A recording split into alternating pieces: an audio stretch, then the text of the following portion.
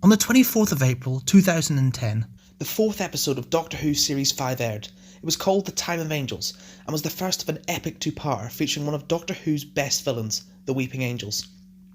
I was 8 at the time of broadcast, and my mum recorded the episode for me, on the off chance. I'm not sure if this was done accidentally, or just because she'd seen a trailer and thought I would like it. Whatever the circumstances, within the next few days I watched my first ever episode of Doctor Who, which, without being melodramatic, has had a pretty profound effect on my life, beginning me down the path that led to my complete obsession with this show. Whilst waiting for the next episode, I went onto the BBC iPlayer and watched the first 3 episodes of the series, totally falling in love with the show in the process. For the rest of the series, I tuned in every week, hooked by consistently fantastic plots, amazing characters, and an intriguing story arc that kept me glued to my screen. Maybe it's the nostalgia, but to me, Series 5 will always be the perfect series of Doctor Who, and with hindsight, I think it's even greater now than when I first watched it, over a decade ago. It's this gorgeous fairy tale of the madman in the box, the girl who waited and the lone centurion. Series 5 marked a brand new dawn for Doctor Who, as Stephen Moffat took control of the wheel, aided by a brand new Doctor in Matt Smith and 2 amazing new companions, and helped create what is, to me, the perfect series of Doctor Who. As an 8-year-old kid whose interests consisted entirely of Harry Potter books, Harry Potter films, and at a push, Harry Potter merchandise, this show ticked all the boxes. Stephen Moffat brought to the show a fairy tale whimsy, with its roots heavily in fantasy rather than out-and-out sci-fi. The plots were incredibly varied week to week, with different settings, different planets, and different genres being attempted. It's a million miles away from the generic or the unambitious stories of the Chris Chibnall era. Even the filler episodes, usually the scorn of internet commenters the world over, are brilliant for me in this series. As someone who didn't watch the show during the RTD era, I can only imagine the enormity of the task that was placed on Stephen Moffat's head. Russell T Davies had brought the show back from the dead and masterminded 4 mega-hit series with 2 Doctors, the most recent of whom was arguably the most popular Doctor of all time, taking the show into the stratosphere and turning it into the quintessential TV viewing that it was in the 70s. Moffat was originally supposed to inherit Tennant as well, but as it panned out, he had to start from scratch. The RTD era and all of its characters were perfectly tied up, with their arcs finished and put away by the close of the end of time, and Stephen Moffat was faced with the task of building his own universe of characters, in the knowledge that anything he did was going to be scrutinised by critics and fans alike, simply because he wasn't Russell T Davies. The BBC was so convinced that the show wouldn't survive without Tennant, they were planning on cancelling the whole show after he left, because they felt that no one could fill his shoes. Stephen Moffat arrives with a totally unknown kid playing his baby-faced Doctor, amid controversy over Smith's casting due to his age and inexperience. The hyper-pessimists were already preparing to burn the show on the funeral pyre, and then the 11th hour happened. The 11th Hour is one of my favourite pieces of television ever. It's the perfect story to introduce a new Doctor, and also acts as a stellar introduction for Amy Pond and Rory Williams. It introduces the cracks in the wall arc, as well as alluding to the Pandorica opening and Silence Falling. It introduces us to the world of Moffat's fairy tale brand of Doctor Who, as well as the new fairy tale inspired style of Sir Murray Gold's incredible music. We got a new Doctor, a new companion, a new sonic screwdriver, a beautiful new TARDIS exterior, and an even more beautiful new TARDIS interior. Everything was made fresh and new, and it felt fresh and bright and exciting.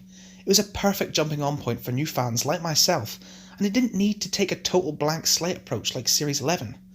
Series 11 tried to be a jumping on point for new fans. The words Time Lord and Gallifrey were not used once, all the ideas that got reintroduced, and there was no recurring villains, planets, or basically any past continuity details which could go over people's heads.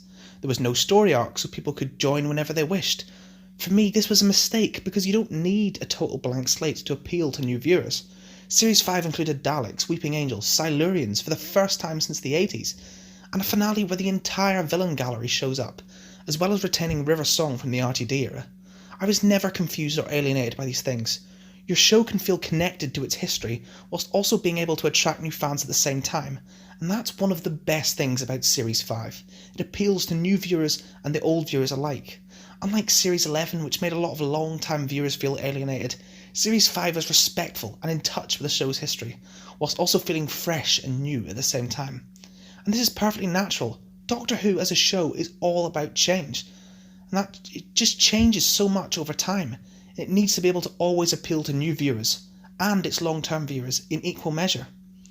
Series 5 gave us 3 central characters: the 11th Doctor, played by Matt Smith, Amelia Pond, played by Karen Gillan, but also by Caitlin Blackwood, and Rory Williams, played by Arthur Darvill. These 3 characters had intertwining character arcs, evolving character dynamics, and a host of moments that made you love their characters. Matt Smith's job in taking over from Tennant cannot be understated, and yet he nails it. His Doctor is silly, funny, and enjoyable, yet entertaining to watch for your average viewer, and he can also be dark, mysterious, melancholic, and disconnected emotionally, and make you really feel his age despite his youthful appearance. He can spend 90% of an episode being a witty and charming mess, but in one turn he can embody all the age and darkness in the Doctor, such as when he loses his rag with River in Flesh and Stone, or when he tries to incite the Dalek into attacking him in Victor of the Daleks. His Doctor in Series 5 is really him at his best. He can be hopeful, inspiring, and sad, and a lonely character when he needs to be. His companion is one of my absolute favourites, Amy Pond, who's a character with a really unique premise which Moffat built on from his best RTD-era script, The Girl in the Fireplace. One of these days I'm going to start a Masterpiece Reviews series, and that episode is first on the list. The central character is obviously the Doctor, but sidelines the companion in order to spend more time with Madame de Pompadour. She meets the Doctor as a young child very briefly, and he leaves a mark on her, and then due to some timey-wimey shenanigans, when they meet again, she's a grown-up. Moffat took this starting conceit and built on it for his fairy tale companion. Every inch of Amy's story is drenched in fairy tale magic. She's the Scottish girl in the English village who doesn't really fit in. She's lost her parents and lives with her aunt who doesn't really care for her, and her life seems to be pretty miserable until the Doctor turns up, in his magic box eating fish custard and fighting a giant eyeball, and it's weird and beautiful and magnificent. Stephen Moffat made his era the fairy tale era of the show. As Peter Capaldi said in Twice Upon a Time, the universe does generally fail to be a fairy tale. That's where we come in. And for me, this line is the definitive proof of just how much Stephen Moffat understands this character and the innate magic of the show. Amy's character arc is all about Rory. She goes from being embarrassed by Rory to being engaged but unsure about him, to trying it on with Matt Smith, to neglecting Rory in favour of her this new life in the TARDIS, then being emotionally conflicted and then realising that she does love Rory in this pivotal moment in Amy's choice. Then she loses him and then finds him again, and then when she does marry him at the end of the series, she's so excited and happy, even though within the context of the story she can't remember all the things that made her realise how much she loved him.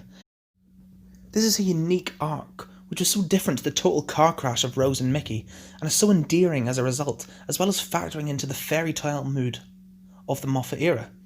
Amy also embodies everything you could want from a companion. She's feisty, she'll question the Doctor, but they're also such close friends, not lovers, but best friends, and she, like her New Who predecessors, is defined by her empathy and her genuinely flawed, relatable character. I know Karen Gillan doesn't like her performance in Series 5, but I think she's been overly harsh because she's great, and the only other people who disliked it were the pretentious busybodies who complained after 11th Hour that she was too sexy for a kids' show. What's that, legs on my Doctor Who? You know, those people would really hate Leela. And the best thing about Amy is that she grows, she learns, and she becomes a better person, but she's still not perfect by the end of her series, allowing her relationships with both the Doctor and Rory to continue to evolve and continue to shape her all the way to The Angels Take Manhattan. The third and totally underrated character in this whole dynamic is Rory Williams, whose character arc is basically that of Mickey Smith, but done so much better. He doesn't take the Doctor's crap, and yet they develop this warm relationship by the end of the series. Rory starts off as this very Mickey-type character, and that was worrying. We're not going to do this again. And what's great is that we don't.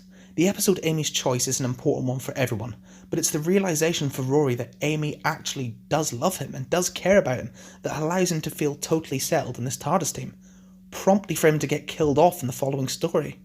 I remember being stunned when this happened, and then the events of the finale allow him to come full circle, marrying Amy and rejecting the quiet life without a thought because he's too integral to this TARDIS team and he wants to travel and he wants to see what's out there. And much like Amy, he isn't a finished character. Where we leave him feels like a milestone for the character, but his journey and development carries on well into Series 6 and 7. What Stephen Moffat crafted in Series 5 was what Chris Chibnall has failed to do. He's made a brand new Doctor with a larger TARDIS team work. And how did he do that? It's quite simple, and it goes beyond better writing. The key point is that we get a couple of episodes with Amy on her own before Rory's reintroduced, so that each character has room to breathe and to develop. However, what makes Series 5 the best for me is the arc.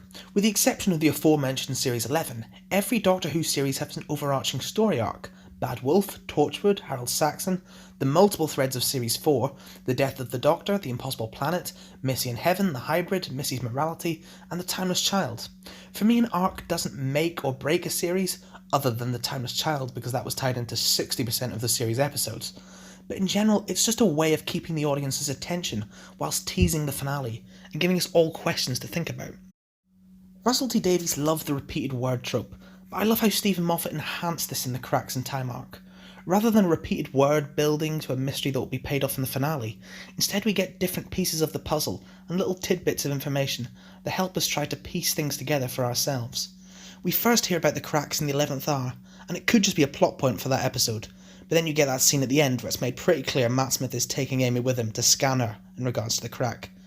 We then get to see the crack again at the end of Beast Below and Victor of the Daleks, and by this point it's clear that the cracks keep appearing wherever the Doctor and Amy may go. In Flesh and Stone we meet the cracks again, and we learn more about them. An explosion in the future, specifically in 2010 on Amy's wedding day. Is this all about her? And we also get to find out what the cracks actually do in erasing people from time, as we witness a handful of clerics and an entire host of angels being wiped from existence. We meet victims of the cracks in Vampires of Venice, and then in Cold Blood, Rory becomes a victim of the time energy, and the closing moments reveal that the cracks are nothing to do with Amy, and instead they were caused by an exploding TARDIS. This leads into the finale where everything is paid off, but not everything is cleared up. The arc is concluded, but much like with Amy and Rory's individual character arcs, it's just a smaller part of a larger arc, this one about the silence. Now this is easily the best mini arc within the wider arc about the silence, which wasn't fully paid off, but regardless, it's amazing as a self-contained story arc, but still leaves more than enough questions to propel you into the rest of the series. This series arc runs concurrently with the character arcs, and they all intertwine to an incredibly satisfying conclusion. The biggest thing that makes Series 5 the best is simple: episode quality and episode consistency. Our fairy tale begins with the 11th hour, a majestic fairy tale that acts as a perfect introduction for a Doctor and two companions that feel fresh and new. It's hilarious, it's fun, and it's a blast. The nation had stopped mourning David Tennant by the time that Matt Smith stepped through Tennant's image and came out and said, basically, run. We then get into the totally underrated gem, The Beast Below, which is a pivotal episode for both understanding our new Doctor and understanding our new companion, which is set in a fantastic location. It's a brilliant analysis of animal cruelty for the benefit of humans, whilst the parallels are drawn between the Doctor and the Star Whale, which help you understand his incarnation. The Doctor losing his temper and threatening to send Amy home packs so much of a punch and gives you an insight into what sets him apart from David Tennant. Whilst Amy also grows so much in this episode, spotting things and proving her value as a companion, saving the Star Whale when the Doctor was going to kill it painlessly. Victor of the Daleks gets way too much flack. Admittedly, the multicoloured paradigm Daleks are a bad design, but there is so much good in this episode, including the confirmation that the cracks had removed memory of the alien encounters of the RTD era from people's minds, which was such a good call in my view, because it explains the Cyber King, and it also helps the show feel fresh. Otherwise all future companions would just be like, okay, aliens, yeah, we all know about them. My own nostalgia aside, Time of Angels Flesh and Stone is a diamond. It's the proving of the Weeping Angels' value as potential series regulars by adding interesting new dimensions to their lore and mythos, with whatever holds the image of an angel becomes itself an angel, and removing one of the angel's only weaknesses by making it that you can't stare into their eyes. It also has well-integrated arc maintenance, furthering of the Backwards River Song arc, a fantastic location, and a brilliantly played twist in regards to the statues that ups the pace halfway through. Oh, and that cliffhanger is sublime. One of the highest praises I can give this series is that Vampires of Venice is the weakest episode, and even that is just a light, bouncy bundle of joy with more bonkers plots, crazy monsters, and a fantastic guest turn from Helen McCroy. Also, incredibly important character stuff, not just for Amy and Rory and their relationship, but also for the Doctor, as he has to bear the weight of another dead race. That scene when McCroy's character kills herself is such a dark ending to a light-hearted romp. And it is a romp, and in Doctor Who there's always room for a romp. For me, Amy's Choice is the true underrated masterpiece of this series. I didn't particularly enjoy this one as a kid, but looking back it's so well layered and character driven that Simon Nye's script is just a joy to behold. Toby Jones's Dream Lord is sublime and a brilliant concept, with the final reveal that he was the manifestation of the dark in the Doctor, meaning that all the things he was saying the Doctor really thinks about himself. It just makes this episode so much more layered and dark to rewatch. Also, I've already mentioned the impact this episode has on Amy and Rory, but if I can just reiterate, this is the most important episode in both of their character arcs, not just for Series 5, but for going all the way till their exit in Series 7. The second two-parter of The Hungry Earth Cold Blood also catches a bit of unnecessary flack, and I find it to be a very enjoyable watch. Set at a classic Who pace with the return of the Silurians, and it didn't matter that I didn't know who the Silurians were.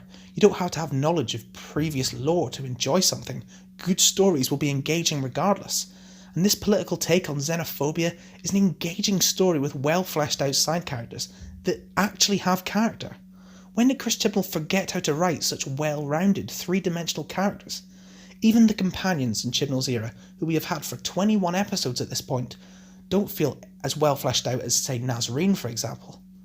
The episode also ends with a bang, with a shocking death of Rory, which is both heartbreaking and just so stunning that I was left gawping at my screen. This is followed by his erasure from time, and the reveal of the TARDIS being responsible for the cracks leading us perfectly into the final stretch of the series. The final stretch opens up with arguably the series' left-field crowning jewel, Vincent and the Doctor. The episode is written by fantastic sitcom writer Richard Curtis, and it's one of the most heartbreaking and honest Doctor Who stories of all time. It's also absolutely gorgeous, both visually and in its message. The plot itself is secondary, although it's still enjoyable due to a fantastic presence of Richard Curran's Vincent van Gogh, but it's the last 10 minutes that have immortalised this story forever. The scene where Vincent sees his legacy is beautiful and heartwarming, yet heartbreaking, because it's done in the knowledge that the real Van Gogh died, believing himself to be a failure, misunderstood and rejected by the world till the very end.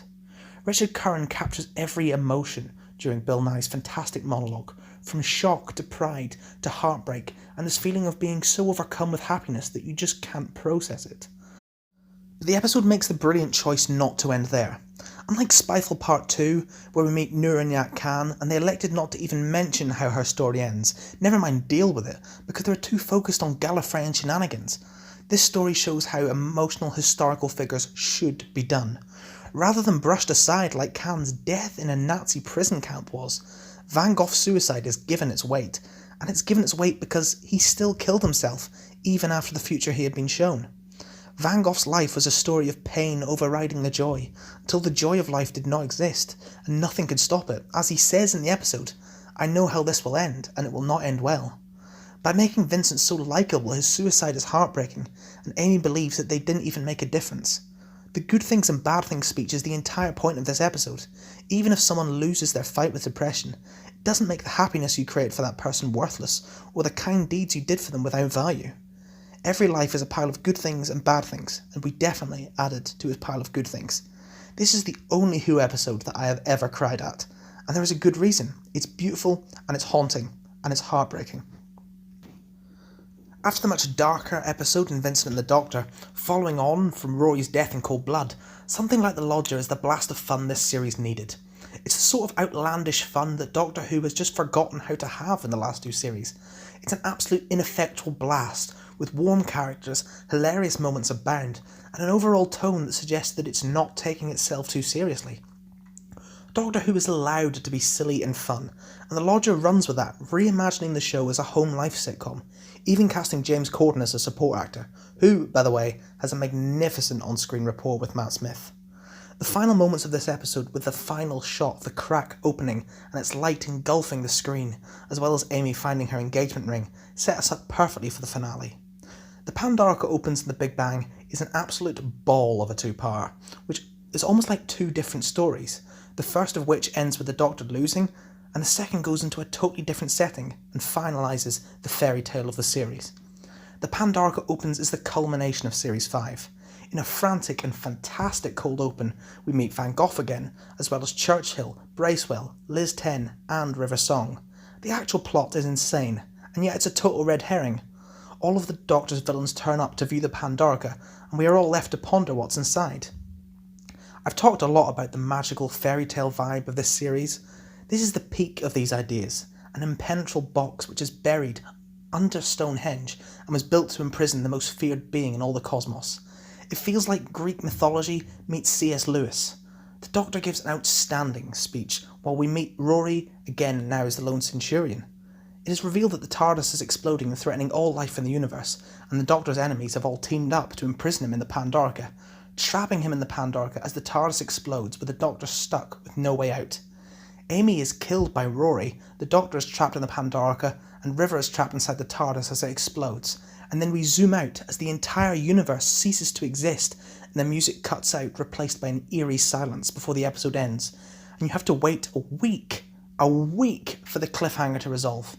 I spent that week after the episode theorising and desperately waiting for this finale. This is what a cliffhanger should make you feel. How can they get out of this? What will happen? What will the consequences be? Which is why for me this will always be the greatest cliffhanger in the history of this show, even including Classic Who's amazing selection. The Big Bang is a totally bizarre subversion of expectation that perfectly ties up everything that it wants to whilst giving us a satisfying conclusion. It's a bonkers episode that elects to deal with everything in a very Moffat-y way with timey-wimey shenanigans, and I adore it. The concepts all land, the last lights to go out, and whilst I love Journey's End, this is the antithesis of that episode. An episode largely carried by 4 actors trapped in a universe collapsing and shrinking and getting smaller and smaller. Rather than upping the scale and going for an epic battle, this episode is resolved by bootstrap paradoxes, time travel, and a genuinely clever resolution. It may not be popular for everyone, but it totally works for me, and it allows all of our characters to get fantastic endings to their respective arcs for this series. Rory waits 2,000 years for Amy, solidifying him as everyone's favourite character. Amy realises what's been missing in her life, and the Doctor gets to make a huge sacrifice to save everyone and rectify his mistakes. The resolution often gets criticised, with the often cited Deus Ex Machina criticism, but for me that's totally unfair. Every idea that is paid off is set up well, and the idea of the light from the Pandorica restoring because nothing can escape the Pandorica, and it contains the universe the way it was before the end of time, and of the TARDIS exploding at every point in history, have not only been properly explained, but they are actually integral parts of the plot that are then utilised into a plot resolution that makes sense. With the hole that they had deliberately written themselves into, they physically couldn't have done any better than they did, and it makes so much more sense than any of the plot resolutions from the RTD era, which normally don't attract the same criticisms for Deus Ex Machinas. The fairy tale is perfectly tied up with a beautiful rewind scene. The use of moments from previous episodes, particularly the reveal that it was the rewinding Doctor who had given that speech to Amy in Flesh and Stone, is a fantastic got you moment, and ending the tale with the 11th Doctor tucking the little Amelia back into bed and leaving her just as a story in her head is beautiful. We're all stories in the end. Just make it a good one, eh? Matt Smith's acting in this scene is just outstanding. And then there's the wedding. Everything about the wedding is the perfect close to a series. After 4 RTD era series, with each one finishing on sad notes, Eccleston's departure in Series 1, Bad Wolf Bay in Series 2, Martha's exit in Series 3, and the Doctor being left alone in the rain after Donna loses her memories in Series 4. On the back of all that, the euphoria of the wedding scenes should not be understated. The fairy tale of the madman in the box concludes beautifully. Amy remembers the Doctor with something old, something new, something borrowed, something blue. Rory gets his happy ever after, and I love that scene with him and Amy dancing at the end. 2,000 years, the boy who waited. Have one on me, mate. The whole thing wraps up with some tantalising hints about the future of the show. Who are the Silents? Why did they blow up? And who exactly is River? Setting up the next series, but also seeing out this one perfectly, with the amazing closing moments as Amy and Rory say goodbye to Ledworth, and our perfect trio head out for more adventures in time and space. I cannot understate how much of an effect this series had on me. It led me to here today, making videos about this show which I love more than any other, and for me this series is the blueprint for how this show should be. Fun, wacky, off-the-wall and humorous, as well as action-packed with interesting plots and settings. Doctor Who's best writers have understood this: Douglas Adams, Robert Holmes and Stephen Moffat. He did a near impossible job when he took over, and he not only exceeded expectations, but he blew the expectations out of the park. 13 fantastic episodes with no real filler, A spellbinding Doctor with two brilliant, genuinely human companions, perfect character arcs, perfect story arcs, and some of the most beautiful music the show has ever had, perfectly moulded into Stephen Moffat's fairy tale brand of Doctor Who. It feels fresh and new, without being separate from its history, and can appeal to both new and old fans alike.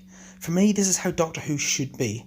It's not perfect in every aspect, but it's fun when it tries to be fun, emotional when it tries to be emotional, and I feel every word, every emotion, and every surge of happiness with the characters. In my eyes, Series 5 will always be the perfect series of Doctor Who.